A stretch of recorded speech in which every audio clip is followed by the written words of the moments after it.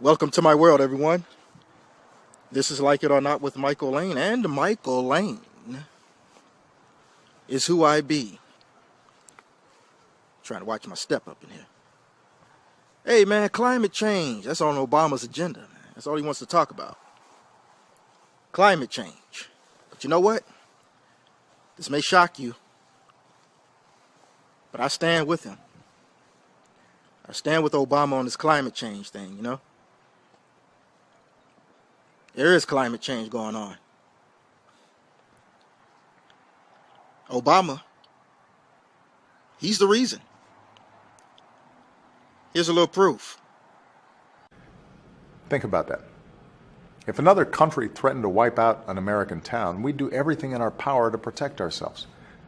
Climate change poses the same threat right now. We may have different takes on the events of Ferguson and New York, but surely we can understand a father who fears his son can't walk home without being harassed. Hi, everybody. It's now been a year since the tragic death of Michael Brown in Ferguson, Missouri. His death, along with the events in Cleveland, Staten Island, Baltimore, Cincinnati, and other communities, sparked protests and soul-searching all across our country. Over the past year, we've come to see more clearly than ever the frustration in many communities of color and the feeling that our laws can be applied unevenly. So how Obama did that, man? That's the climate change that's going on, man.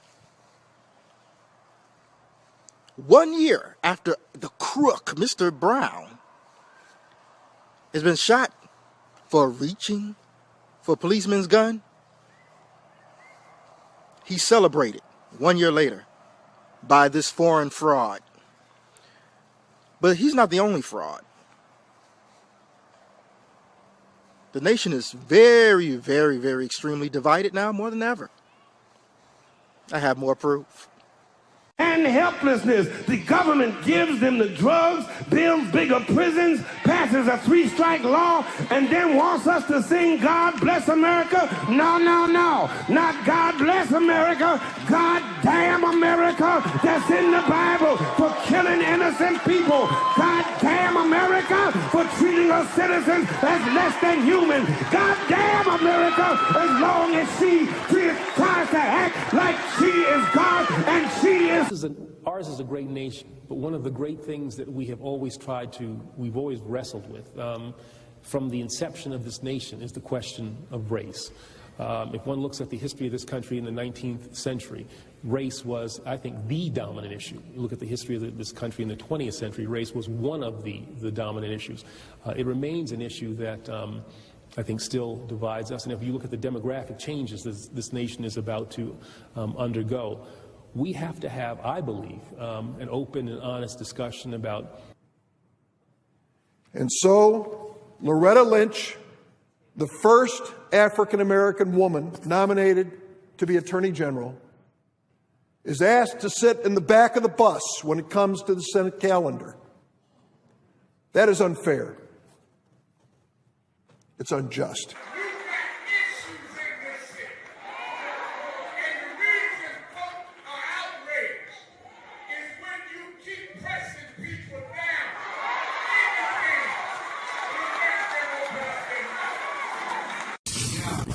Whether you look in Africa, the debate is how the rights of people are dealt with by the state.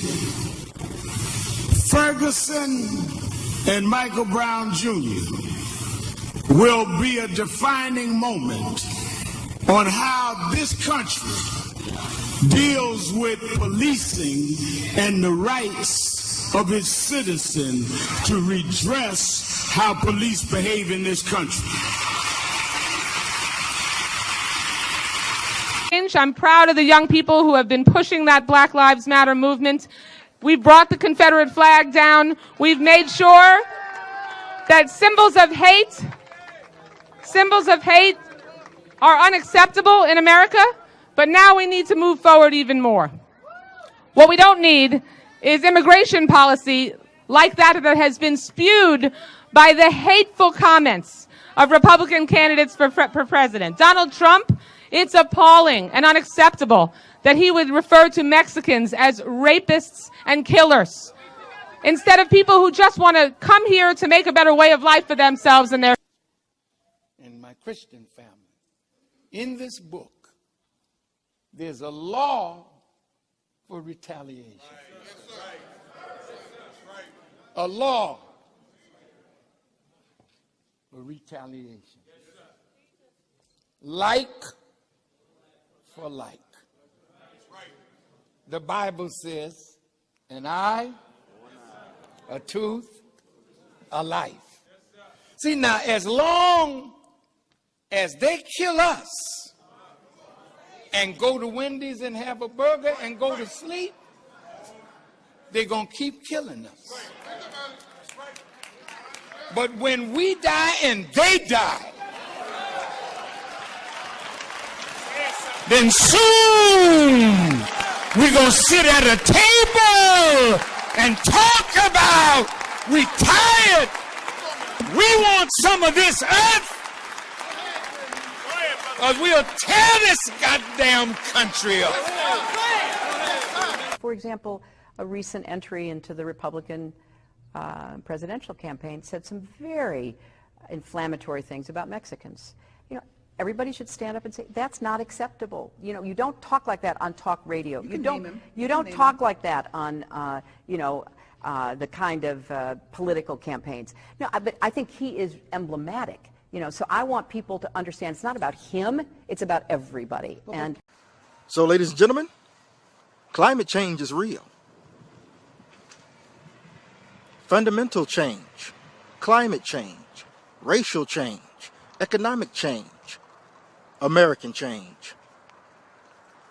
Obama and his little minions has changed the climate of America as we know it. And that is the dangerous, but the most dangerous thing that America and the world is facing. Like it or not.